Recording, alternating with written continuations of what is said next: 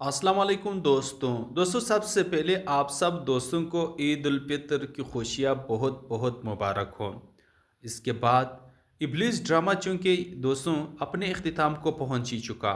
आपने इस ड्रामे के लास्ट एपिसोड में देखा था कि किस तरह से यहाँ पर शावेज़ के सामने अनाबिया की तमाम तर हकीकत खुल गई, लेकिन वो तो ज़िद पे अड़ा हुआ था कि उसने यहाँ पर अनाबिया के साथ शादी करनी है। लेकिन वो ज़िद तो उसने पूरी भी कर दी क्योंकि निकाह तो कर लिया था। क्योंकि दूसरी तरफ अनाबिया की माँ उससे नाराज़ थी और वो अवैस के घर जाकर के बैठ गई थी।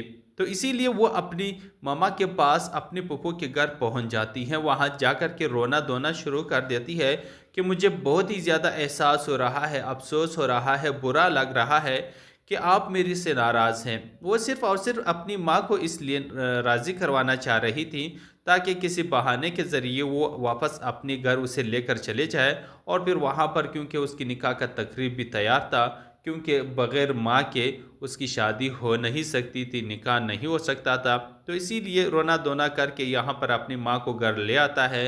उसकी माँ जब यहाँ अपने घर पहुँचती है, यहाँ निकाह का माहौल देख के बहुत परेशान हो जाती है और वो सोचती है कि मैंने शायद बुरा किया यहाँ पर आकर के, यहाँ पर तो एक अलग मामला हो रहा है। तो इसीलिए उसकी माँ जाकर के वीडियो रिकॉर्ड करवाती है। अवैस से कहती है कि जाकर के शावेज़ को बता दो, शावेज़ को बता दो कि वो मेरी बेटी से निकाह ना करे, क्योंकि वो इब्लीस से उसकी ज़िंदगी उसने तबाह बर्बाद कर देनी है।